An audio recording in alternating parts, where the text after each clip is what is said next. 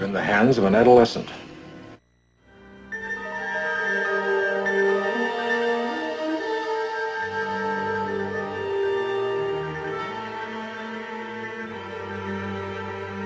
mystery. I don't like mysteries. Get bellyache. I got a duty right now. Aye, sir.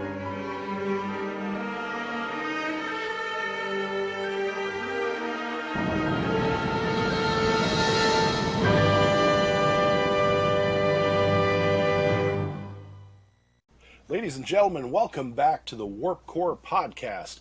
I am Urza Master. This here is Lord Uther. I still point. They don't know who I'm pointing. There's only two of us on this podcast, so it's a little easier to know who I'm pointing at. Right. I point at myself, so. Welcome back. Really excited for today's movie. Last time we were talking Star Trek II, Wrath of Khan, all-time classic, of course, which leads us directly into our topic today, Star Trek III, the Search for Spock, and the next installment in the Genesis story arc, which I have to say is a genre-defining series of three movies that takes these characters boldly to places they've never been before, and really ushers in, of course, a whole new era of Star Trek. And part of that, we were just talking off air, is, I think, my favorite piece of the Search for Spock, and that is the modern Klingon. Now, in the first movie, motion picture, we do see Klingons, but you don't see enough of them to really appreciate how different they are from the original series Klingons, which not only look completely different, but also act completely different. They weren't nearly as aggressive. They weren't nearly as nuanced and artful, I would say. And the Search for Spock immediately throws Klingons into the mix and really moves quick to the action, which I know was our big sort of criticism of the first two movies, was these long, drawn-out sequences of showing off the Enterprise, showing them boarding the Enterprise, showing these big sweeping landscape shots. And it's also a continuation story. So we're now breaking away from the sort of episodic feel that the first movie had and the second movie could have had. It could certainly have stood on its own. And we're doing a continuation, which the original series did not do often. And really not until you get to Next Generation does that become a regular thing. So I think right away we should talk about the fact that this is a sequel in its truest form, and what that really means to the series. Yeah, I was going to kind of go another route on this. We know why Star Trek II ends the way, or was supposed to end the way it was. It was kind of a Harrison Ford feeling of, just write me out, I'm done. For Nimoy, it was, I'm done, I'm not Spock, blah, blah, blah. Has a change of heart, especially when he's going to be able to direct, right? And now all of a sudden, we get that we get that little idea that maybe he's still around. And so, just seeing how it picks up almost immediately is an indication of where, like you just said, like this is really a three movie arc in a sense, because we know 4 is going to pick up immediately after a few different things happen. But we see and I know I'm kind of all over the place, so just jump in wherever. But we see Saavik is still going to be in here, but there's a change with that, right? Because Kirstie Allie, who rest in peace, passed away this week. She doesn't want to be typecast as a Vulcan, and I think that's hilarious because that was Leonard Nimoy's whole reason for being written out of 2, in a sense, is he didn't want that. And then, I think it's interesting too how these actors go through this sometimes, right? I don't want to be known as. I don't want to be known, and then they get older and they're like, actually, I like being known as that, because it's iconic. you're never going to forget Leonard Nimoy being Spock. All the Spocks that come after him are always going to be compared to him, right? Absolutely. I mean, you have all those things that come into play, which I've been, just for everyone's knowledge, I've been telling Urza Master about Strange New Worlds and how it really harkens back to True Trek. And the guy who's playing Spock on that is doing a great job, but who do I compare him to? Leonard Nimoy, right? So I think we have that dynamic going on where you know, we've got Robin Curtis coming in playing Savick, and you know, what's that going to look like? How's that going to, you know, play out in the long run? Which I know you had an opinion on that, and that was something else that we're also, you know, leaning towards too. Do you know? So, do you know why they decided to change that Klingon look for this? Was it something that was spontaneous, or have you read about that? I don't know that there's ever been a real satisfactory answer. It's one of those hush-hush moments, but they speak to it in Deep Space Nine in a very cheeky movie where the Deep Space Nine characters go back in time to a original series episode, Trouble with Tribbles, and they notice the Klingons, and I forget which character, I want to say it was Dax, asks Worf, you know, why don't those Klingons look like you, Worf? And Worf is like, it's a secret of our people we do not discuss with outsiders, or something to that effect. And it's like, there's this hint there that, like, it's some sort of big shameful event that the whole Klingon race went through that they just don't talk about. But I think the reality is they just wanted to make them look more alien-y. Sure. Because they didn't have the budget in the original series to really do a whole lot with them. And they wanted to really set them apart.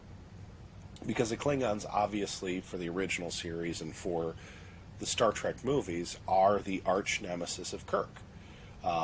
Aside from Khan, and when you do away with Khan, who's next? The Klingons. Right. And I also think, you know, it's funny, Kirstie Allie, again, rest in peace, loved her on Cheers and many other things she did. But she was a really terrible Vulcan. I mean, I think we have to be honest, she did not play a good Savick, and Robin Curtis, in my opinion, was an outstanding replacement. As she appears in Star Trek 3 and Star Trek 4, just really great job. And I think other people who've played Vulcans seldomly achieve this, but really played that very neutral, logical, no emotion character. Kirstie Allie really didn't. Her character came off very emotional, you know, very sort of human, and Savick in Star Trek 3 is not at all that, especially as we get to later parts in the movie where emotional things happen. Right. The cool thing about Star Trek 3 is how it does affect the rest of the Star Trek universe. You know, not only with the real setting up the Klingons as this odd kind of foil for the Federation, as these not just warriors, but like super proud warriors. You know, they were sort of like that in the original series, but they really weren't like what they are in the next generation and so on. Well, in the original series, they were supposed to be the Russia to our United States. That was the original intention for that. And they obviously really play that up in Star Trek 6, but we'll get to that when we get to that. I didn't mean to interrupt, but go ahead and continue. Of course. No, and that's a great point, is I think they wanted to make them similar, but not too dissimilar, to highlight the fact that we are closely sort of related, especially in that Cold War era. And Star Trek 3 is really the first time they kind of moved past that. You know, I think at the time, you know, you think about when, you know, Star Trek 3 in 84 came out, the attitudes had really changed. It was more of, you know, these are people in the Eastern Bloc. These are people in the USSR. And it was trying to build more bridges and tear down walls. And I think Star Trek did a nice job of shifting that whole race, characterization-wise, to be very similar in warlike philosophy, let's say, but also, more adversarial in a way that was not so directly, United States versus USSR. And that was really cool to see. And of course it builds on in the future and so on and so forth. But we also learn a lot about Vulcans in Star Trek 3 that, again, very closely guarded secret of how Vulcans, they talk about Spock being Vulcan in the series a lot, but they don't talk about like the religious aspect or the mystical aspects or death and rebirth and the process of adolescence and what do they call it when he's on the Genesis planet and every 7 years. Yes, the Ponfar. Again, they touch on it in Voyager. So Star Trek 3 really kind of sets up what they're going to do in not just subsequent series, but all of the movies. I mean, this is like Wrath of Khan kind of just re-energizes the series. Star Trek 3 really lays the foundation for where they're going to go next. And I think that's really cool because having watched everything other than Strange New Worlds and Lower Decks, having watched all that and coming back to these movies and appreciating these sort of interesting moments where it's like, wow, I really get why, it's such a big deal why Tuvok is going through Ponfar in Voyager, and why this is so important and where it came from. Because I remember seeing that episode of Voyager as a kid, and what the hell is this? So that's in Star Trek Enterprise, they do explain the Klingons, how they wind up getting the ridges. I'll just leave it at that. That's another series I haven't seen yet. I was seeing bits and pieces of that series as it was out there, but there's something happens that half the race gets that part of their skull looking that way, and the other part of it doesn't. I have a love-hate relationship with this movie, with 3, and for lots of reasons. But the special effects just were not top notch until we get to a scene that I absolutely love, which we'll talk about whenever we get to it. So the special effects, I struggle with that. When I first saw it, I struggled with, the idea of changing Savick. I did. Kirstie Allie did an okay job, and I agree Robin Curtis did a good job, but just switching characters like that was another slight little issue I had. And I don't know if you felt this way, but I feel like for some reason between 2 and 3, the crew got considerably older. There was just something, they're not moving the same even after 2. They just, even though they don't really talk about it like they did in 2, which I think is kind of funny, but I just feel like we're seeing the crew age and age out in a sense, and we're really obviously going to see that by 6, right? Yeah. But I'm starting to see a little bit more of that Shatner weight kind of getting, coming about. Montgomery Scott is getting heavy. Like we're starting to see those changes that are going to become permanent. Storyline I thought was great, right? And I think if we jump into some of the themes of this movie, the one that we're really going to see is death, right? And it's the death of the Enterprise is actually kind of foreshadowed in a sense, because if you remember, they talk about, Kirk's like, I got to take her back out there, I got to go after Spock, or was alluding to going back to Genesis, and the Admiral says she's going to be decommissioned, right? Like that's she's the end of her. 20 years old. Yeah, that's the end of her. She's going to be decommissioned. And we see the death of Kirk's son, and I think that was an absolutely amazing job by Shatner expressing that emotion when he finds out that his son dies. And I guess Nimoy just told him to ad-lib it, and he nailed it on the first shot, playing through with that emotion. And then now I'm going to reference one of the greatest Star Trek scenes ever, and that is they beam down to the planet, the Enterprise. I mean, she's on fire. And I remember them going through that self-destruct sequence, and the first time I saw it, I'm like, no, they're not going to really blow the ship up. Like, there's no way this is going to happen. I didn't even know you could do that, right? And they beam down, and it winds up happening. They catch them off guard. And, in the distance, as they're standing on that hill, you see the Enterprise entering the atmosphere, and she's burning up for good. And I love it. Shatner goes to, Kirk says to Bones, "My God, Bones, what did I do?" And perfect line from McCoy. You've done what you always had to do to survive. Like, it's everything you've always done to help us keep living on. And there's that piece again of, we believe in you. You're going to save us. You're going to get us there. So I think those themes of death and then rebirth, right? I mean, here you've got Genesis. It's actually accelerating way too fast. Spock is, and Spock's connected to Genesis, and his rapid acceleration and his growth. So we see some of that again with death and rebirth.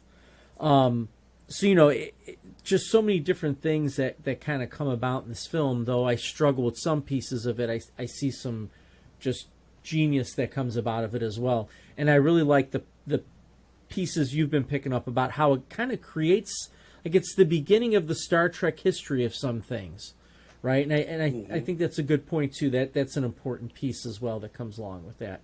And what a great way to start out. One more thing, I'll turn it back over to you, but having Christopher Lloyd, the last person I thought would be a great Klingon, just goes to show his acting range. He comes in, and just nails it. I mean, as a Klingon. Unbelievable. Christopher Lloyd, of all people. Of course, I saw Star Trek 3 after I saw Back to the Future, so he's always going to be Doc Brown to me. But Krug is just, there's only one Klingon associated with the original series folks that I think does a better job than Krug. And we'll talk about that Klingon in a future episode, I'm sure. But the whole, you Klingon bastards. You killed my son. I teared up. Yeah, William Shatner overacts everything, but that was the first time, I think, ever seeing him in that moment where because they've been building, they've been building this sort of now I'm making this emotional point and I burp. They've been building this emotional, vulnerable Kirk, which of course is a foil to the original series Kirk, who's foolhardy and horny and, right, just like super macho, right?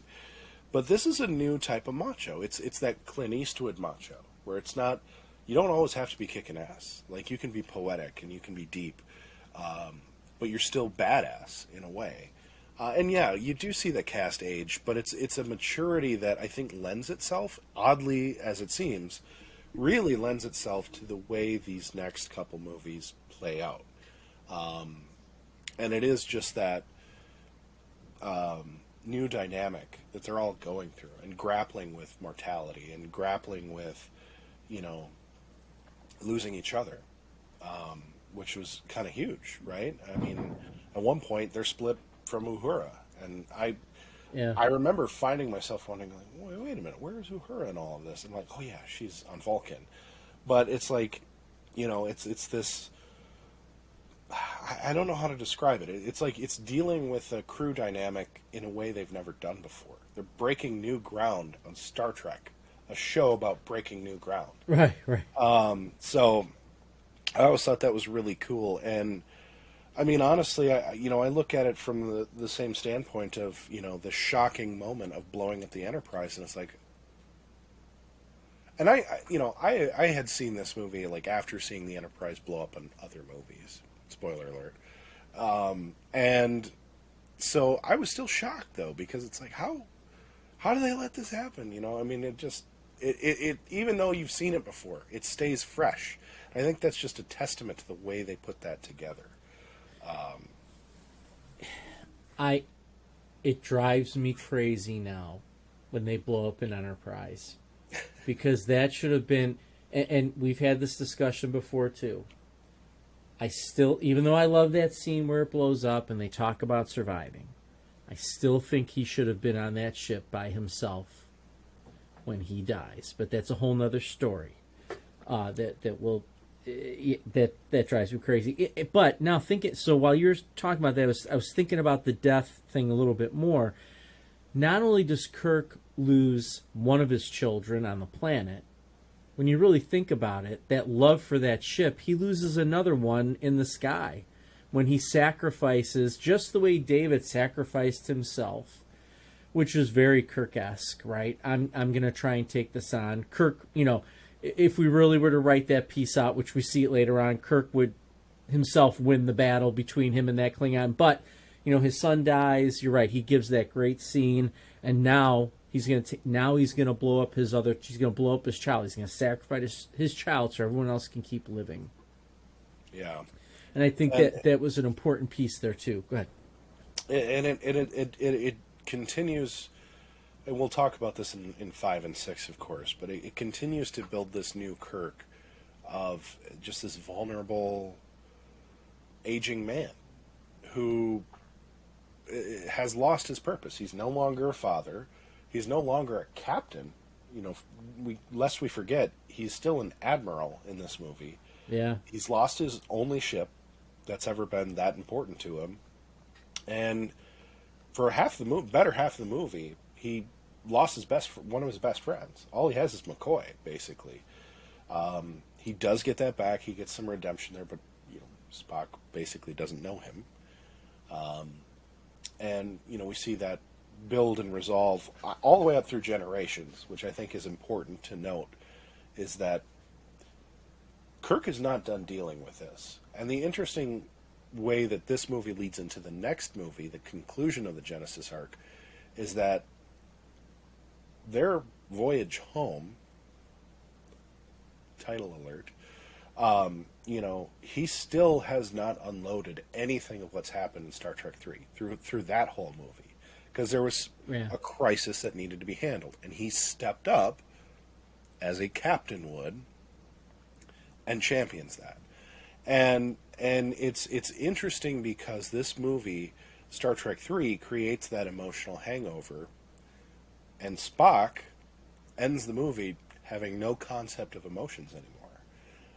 And we see that dynamic kind of circle back to the original series through the next couple of films, and it's like, wow, this is amazing what they do with character development. The one thing I will say is I think the other characters on the ship fall flat. There's not a lot of development of the characters outside of maybe Uhura, because she has that interaction at the little outpost where she puts herself to kind of set the stage. But aside from that, nobody goes out their comfort zone. They're kind of playing that crewman functionality, which, you talk original series, that's exactly how it played out on the series. That's just how those characters were. And to a certain extent, that's how every Star Trek show kind of goes, is they develop a couple characters in every episode, a couple characters in every movie. But 3, 4, 5, 6 really hones in on the core 3. And this is where it really starts. And it's because they are aging. They have to acknowledge that there's only so much time left. And excuse me. And they have to deal with that some way. And I think what they do with the character development is kind of beautiful, actually. Yeah, just that idea of, you don't have to be friends to be family. And I always think that's a very important phrase, and we really see that there, right? We see the beginning. Well, the brotherhood's always been there, but it's exemplified as these movies go on, especially the idea of, hey, you know what? I'm going to do whatever it takes to get back to my brother so both my brothers can be fixed. Right. And speaking of doing whatever it takes, and speaking of, I already mentioned, to me, in a very iconic moment from any Star Trek movie is the Enterprise burn up in the atmosphere. But when they steal the Enterprise, I think it's one of those moments that stick with you. Not only as a Star Trek fan, but as a sci-fi fan. Tell me a more beautiful shot, and here I am complaining about CGI, but maybe this is where most of the money went into it. But when they steal her, and you get that shot of the space station kind of sitting there, and the Enterprise comes out almost from like or from around the side of it and starts taking off, and then Excelsior is going to power up, and then you see Excelsior come around the side too. Just two shots of these, these beautiful ships, and the music that's building that up, and then wait a minute, the Excelsior has transwarp drive now. Going forward, we know transwarp drive is something completely different, and there have been some different discussions out there about, did the Federation have transwarp drive, and whatever Scotty did permanently screwed it up and they can never fix it again? That it happened in that movie, but somehow the Borg have it? That's a piece to think about. But here's the Enterprise where, it's being held together by strings, probably, that Scotty's done, and they're barely going to make it, and they're going to try and warp out of there. But wait a minute, transwarp drive sounds pretty powerful. Maybe they're going to get overtaken, and then Enterprise takes off. Excelsior goes to make it happen, and they're doing all this dramatic, like they sits down, like they're clutching their seats down, like they're gonna, and then they try and go, and 3, 2, 1, and it just pew pew pew and stops. It's just amazing. So awesome. And then Scotty's got the two instrument pieces in his hands on the Enterprise. It just fantastic. Absolutely iconic. And I think that too is dealing with mortality in a way. It's age versus experience.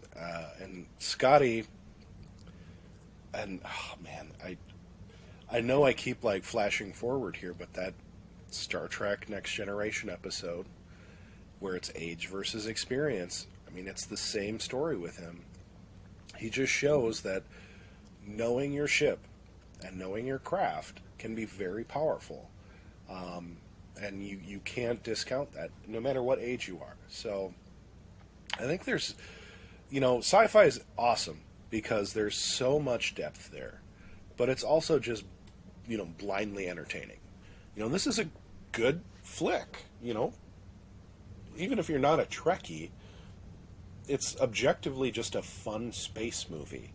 And I think that's part of the reason why we see the success that Star Trek 2, 3, 4, 5, and 6 have, is because they're just objectively fun movies. And you can tell that the actors, for the most part, are having fun with the role. Whereas I think, some space movies that maybe bust or don't do as well, they're just not having fun. Like, there's so much you can do and still make it enjoyable. And I think I don't mean to shit on Star Wars, because I do love Star Wars, but I think that's where some of those movies failed, is that they were too serious. They took on too much mythos and didn't have enough of that sort of, jovial side action that Star Trek has. I think they tried to do that, and we've seen that spectacularly fail. Yeah. Star Wars Episode 1. Mm-hmm. But, the nice thing about Star Trek 3 is it weaves in a lot of good comedic breaks with the very heavy subjects that it deals with. Loss of a son, death, grief, loss of a ship. I mean, loss of your potentially your rank and title. As they steal the Enterprise, they're literally giving it all up to save their friend. That's heavy. I mean, that's really heavy. You should all check out the Digital Escape podcast, because we just had a long discussion about It's a Wonderful Life. Same situation, right? Throwing it all away, the one chance to make it better. Well, let's look at the line from Star Trek 2, which is the needs of the many outweigh the needs of the few or the one.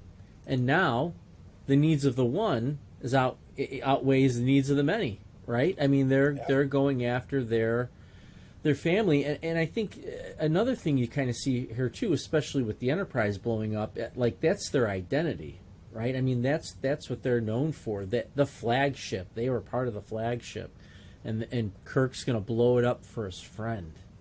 I mean, and to save his crew, and that's the other. The first time I saw that movie, I'm like, how the hell are they gonna get off the planet?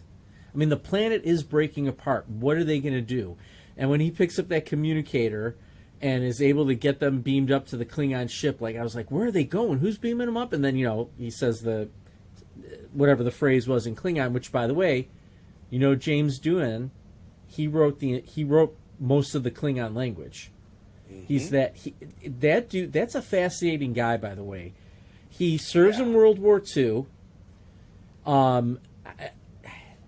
It was some high-level division, or he was involved in a lot of fighting. I know that. Becomes an actor. He's like great with all these different impressions. Like they said, he was one of the best impressionists. Figures out this language. He did multiple voices on the Star Trek cartoon series as well. I mean, he was a very talented man. James Doohan was. I think that's something that, God, I hate to say it, but I think it might be lost on Star Trek fans who are just getting acclimated to the latest series, or maybe came in at Voyager or Deep Space Nine, is that a lot of the talent in these original movies and original series are just tremendously talented people. I don't think it's lost on anybody that George Takei is one of the finest human beings to walk the earth, or that William Shatner has one of the most brilliant ranges to an over-actor that anyone has ever seen. But, I mean, Nichelle Nichols and James Doohan, Leonard Nimoy, who, let's be real, Leonard Nimoy really didn't do a whole lot else. I mean, I listened to the Ballad of Bilbo Baggins probably. Oh, I love that. I love that song. But he's multi-talented. I mean, he had an amazing career, but like DeForest Kelley had an amazing career, and I mean, you could go on and on the list of the accomplishments these people have just outside of Star Trek. The star power on that show is unbelievable, and they're all fascinating people. I mean, like that's the cool thing is that Star Trek 2 and 3, to their forever credit, has rebirthed the franchise. Yeah. After Star Trek 3, I think with Star Trek 2, it could have gone either way, if I'm being real. After the success of Star Trek 3, I think there's no doubt that they're doing a Next Generation series. No doubt at all. And I think as they see that success continue over the next couple movies, they know they're going places. They know they're going to have multiple shows. What that ends up ultimately doing to the franchise and the series, right? They ended up needing a break, but it's still it creates this universe and this lore that, like, I'm sorry, but Star Wars just can't compare. It's something that I've always thought, like, as a big Star Wars fan, Trek's just got it on them, because there's just so much depth there that you don't have in the Star Wars universe. It's, no matter what, it's always Jedi, dark side. Star Trek's got a lot of different variables. It's funny you say that, because now that you have said that, this has just hit me. I feel like Disney's doing it in reverse, right? So Star Trek establishes their characters through the episodes and gets the movies. Star Wars had the movies, and now you are getting beyond the Jedi Sith thing. If you see Andor, if you get a chance to see Andor, because I know you're coming up here on a little bit of a break, I highly suggest Andor as well, because it paints this is the podcast that should have been going on, but it paints the Empire as evil beyond Darth Vader, but with a group of people that believe in the Empire's message. It's very, I'm going to use this comparison. It's used a lot with a lot of movies.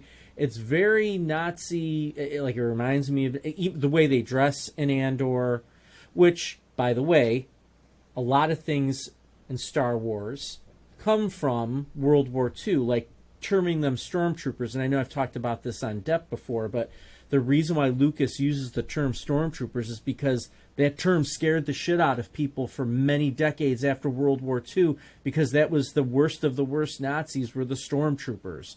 There was a group of, they were called stormtroopers, the SS, the Einsatzgruppen. They were stormtroopers, right? So you see a lot of that. And Andor amplifies it and shows you an empire beyond the Sith. So that's why I highly recommend Andor. I've not seen one Jedi yet, and I got to tell you, they're only going to do one more season. I don't want to see a Jedi. I don't. It's been that good. It's been that good. Anyway, sorry, this just turned into a Star Wars pod. No, but it's a good point, because Star Trek 2 borrows a lot on World War II and on the Cold War. And you see that play out in Star Trek 3, 4, and 5 in a big way. And in 6 especially, I think it's a little... It's like getting punched in the nose really hard with Star Trek 6. Yeah. But it's poignant. It's very poignant, especially given the year it came out. But they do it in... I haven't seen Andor, so I'm very heartened to hear that they're taking that approach. Oh, but they do it in a way that really separates it, because it's not just, well, those evil villains are obviously just Nazis. Because I think it's very easy to take the Sturmabteilung or the Schutzstaffel and make them your big evil. Because they're evil as shit. But, you know, that's such an easy target to paint. It is, yeah. And same thing with, you know, the Soviets. You know, they were very similar in a way. They were a big sort of monolithic evil, although they were a little more nuanced than just on-the-nose Nazis. And that's where I think Star Trek really kind of builds in a lot of heart to their villains. And they take their genetic super soldier in Star Trek 2.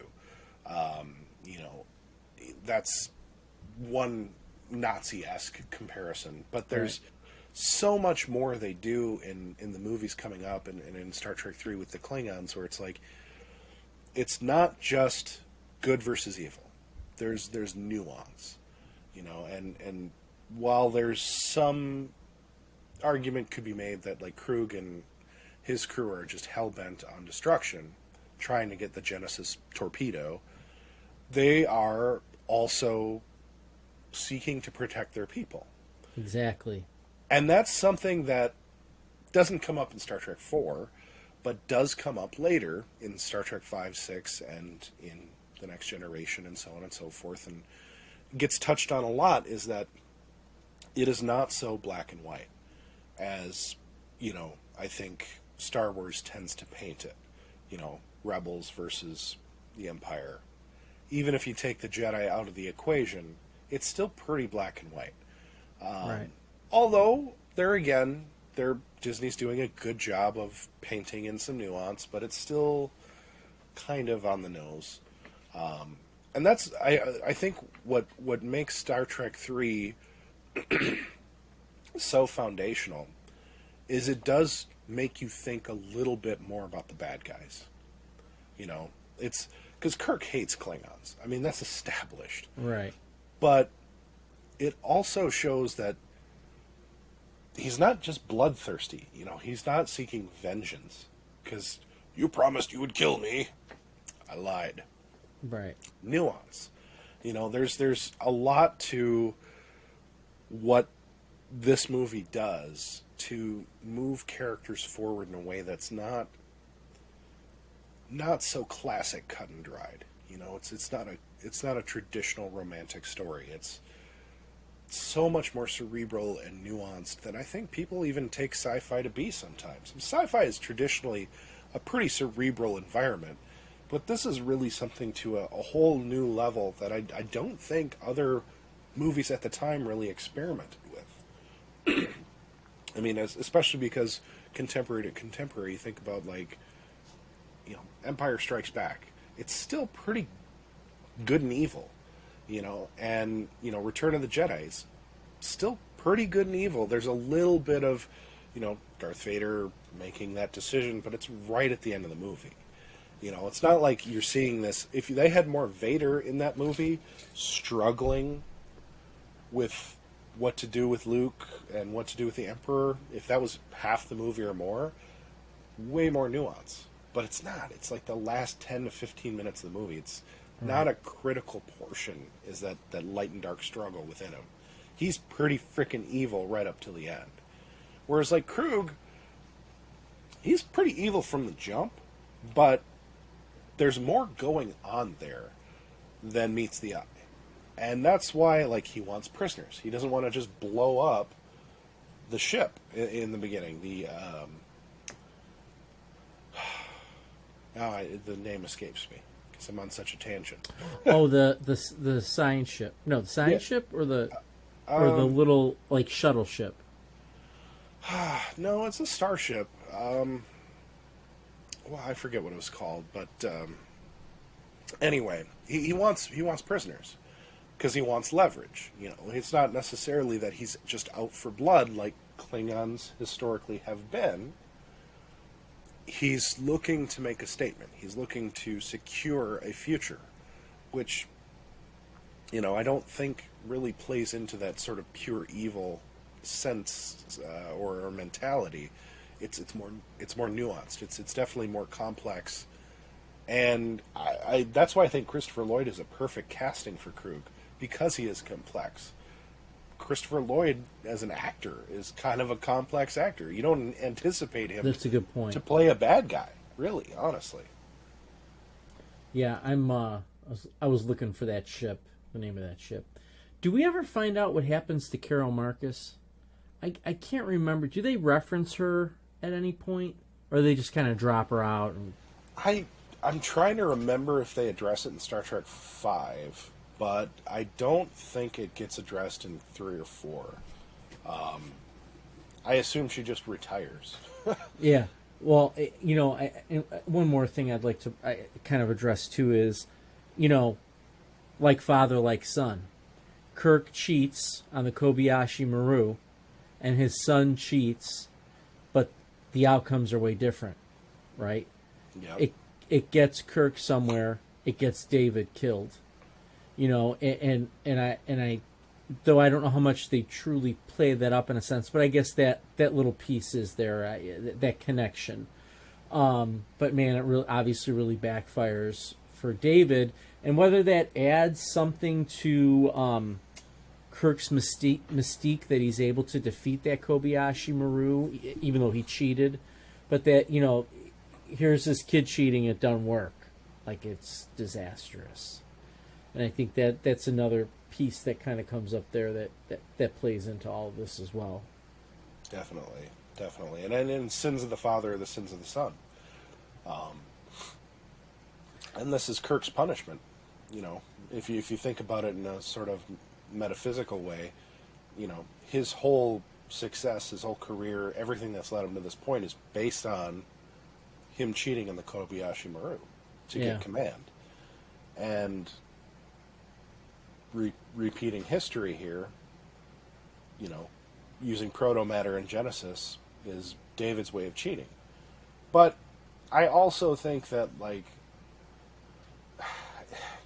and this is a criticism I have of the movie, is it's a little too easy. The explanation of how this is all happening. It's a little too convenient. And the fact that Genesis never comes up again in any of the series, in any of the movies, other than casual mention, it's just interesting to me. It's just like, okay, they just needed a way to bring back Spock, in a sense. But, you know, that's just a thought. The Grissom was the name of the ship that they wound up blowing up, was the Grissom. Oh, man, you had me there, and then I lost my thought on that. It was, I'm trying to blank on that. Okay. I had I was going somewhere after you made that point. Now, I know what I want to talk about. I like how they established the new Starfleet uniform. I mean, I know they established it in 2, but I like how they kept it, at least that style, all the way through 6. So I thought that was pretty cool to kind of see, like, okay, we're going to stick with this. It's not going to be these T-shirts with a Starfleet symbol on it.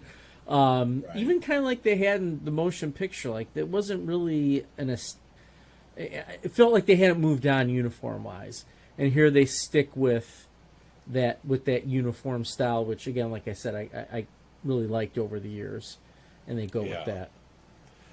Yeah, I really like that too. I think I think it's interesting because as the series continues to succeed, they evolve on screen, but they sort of maintain this generation, and then it steps 3 years later, you have the next generation launching.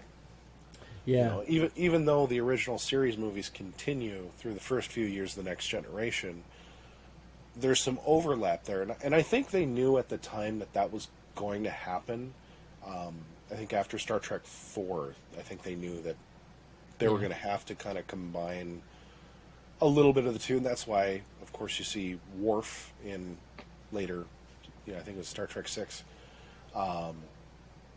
And it's just, it's funny because, as foundational as this movie was, and for as much shit as the next movie gets, I think you don't get a lot of the future success of the franchise or the series without Star Trek 4.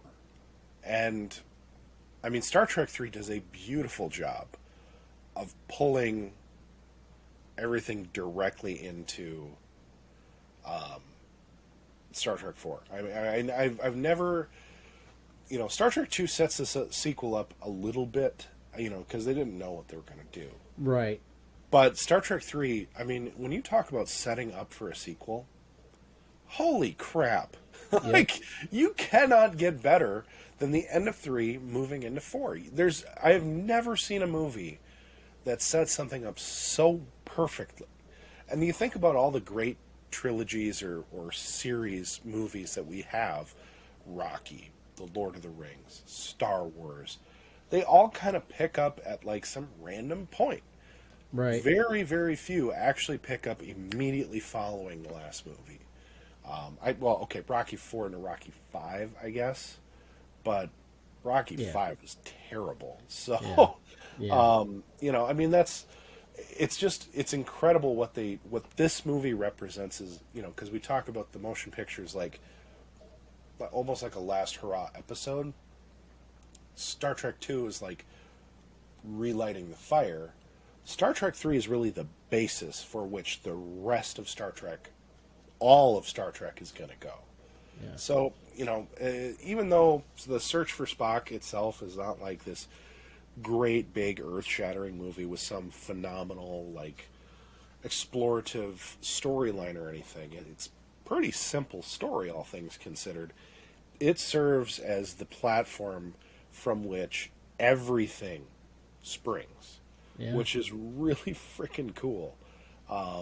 And, I think there's one can have a very deep appreciation for this movie going back after watching everything else that's come out.